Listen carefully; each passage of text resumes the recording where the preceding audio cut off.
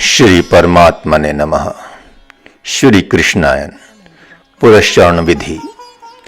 स्वाध्याय के साथ ज्ञान यज्ञ करने वाले साधकों के लिए विशेष अनुष्ठान की बात आध्यात्मिक ग्रंथों में की गई है। जिस प्रकार ध्यान योगी आसन में बैठकर दिन रात यौगिक क्रियाओं को संपन्न करता है, उसी प्रकार ज्ञान योगी दिन भर स्वाध्याय करता है और रात्रि में सोने के पूर्व तक स्वाध्याय किए हुए विषयों पर वैसे ही चिंतन करता है जैसे पशु चारा खाकर जुगाली करता है। ऐसे साधक का कर्तव्य है कि वह सर्वप्रथम यह संकल्प करे कि जब तक तन मन वचन एवं हृदय अत्यंत निर्मल नहीं हो जाएंगे, तब तक इस स्वाध्याय रूपी ज्ञान यज्ञ को नहीं छोड़ूंगा। इस संकल्प अनुसार रात्रि 3 बजे ब्रह्म मुहूर्त में शय्या त्याग कर 4 बजे तक नित्य क्रिया शौच स्नान आदि करने के उपरांत आधा घंटा प्राणायाम, आधा घंटा ध्यान करें। पुनः आधा घंटे से 1 घंटा जप या आत्मचिंतन के साथ योगासन करें।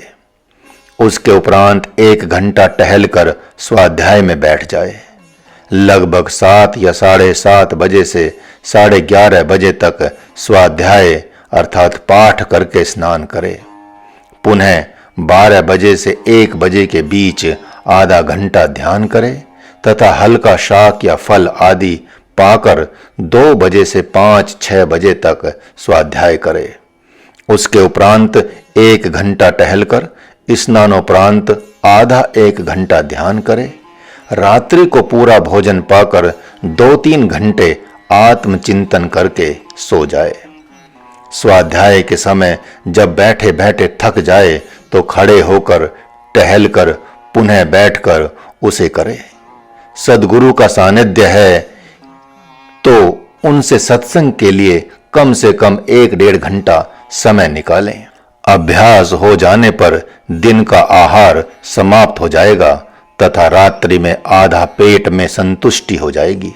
इसी क्रम से जब स्वाध्याय करते करते अपने आप ध्यान प्रकट होने लगेगा, तब भोजन और नींद दोनों ही बहुत कम हो जाएंगे। उस अवस्था में सद्गुरु जैसा कहें वैसा करें। ध्यान रहे कि विधिवत आसन लगाकर स्वाध्याय करने पर कुछ दिनों महीनों के उपरांत सहज ही ध्यान प्रकट होने लगेगा। उस अवस्था में आप ध्यान तब तक करें जब तक अपने आप ध्यान टूट न जाए। जैसे जैसे ध्यान बढ़ता जाएगा वैसे वैसे स्वाध्याय कम होता जाएगा। इस प्रकार के यज्ञ में दिन भर का तो संकल्प करना चाहिए, किंतु इतना दोहा करूंगा ऐसा नहीं करना चाहिए, क्योंकि स्वाध्याय क्या ही जाता है ध्यान के लिए। ध्यान प्रकट होता है आत्मचिंतन के लिए। आत्मचिंतन प्रकट होता है संशय भ्रम का नाश करने के लिए, और संशय भ्रम का नाश होता है सदा आत्म स्वरूप में स्थित रहने के लिए।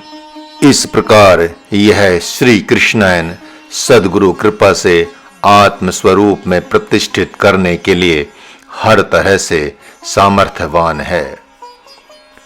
प्रभु ने आज इस प्रकार शंख बजाया कि पांडु पुत्रों सहित सभी धीर वीर आकाश मंडल में स्थित देवता और संत सिद्धगण स्तब्ध हो गए।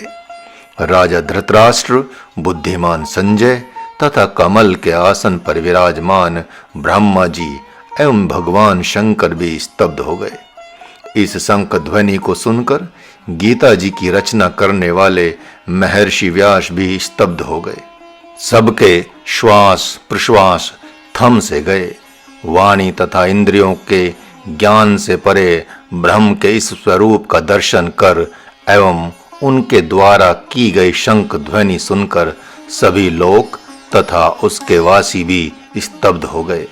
आचार्य द्रोण, कुलगुरु कृपाचार्य, शिविर में बैठा वीर कर्ण, मूर्ख दुर्योधन, महान योद्धा विकर्ण, कुरुवृद्ध पितामह भीष्म भी स्तब्ध हो गए। युद्ध भूमि में उपस्थित सभी राजा महाराजा पीतांबर पहने, सिर पर मुकुट धारण किए, हाथ में लिए शंख को मधुर होंठों से लगाए अर्जुन के रथ पर सारथी के रूप में विराजमान भगवान की इस दिव्य छवि को स्तब्ध हो देखते रह गए। महाराज परम ब्रह्म की इस अलौकिक सगुण छवि को देखते हुए उनकी शरण में जाकर चरणों में बारंबार प्रणाम करता है। हरि ओम।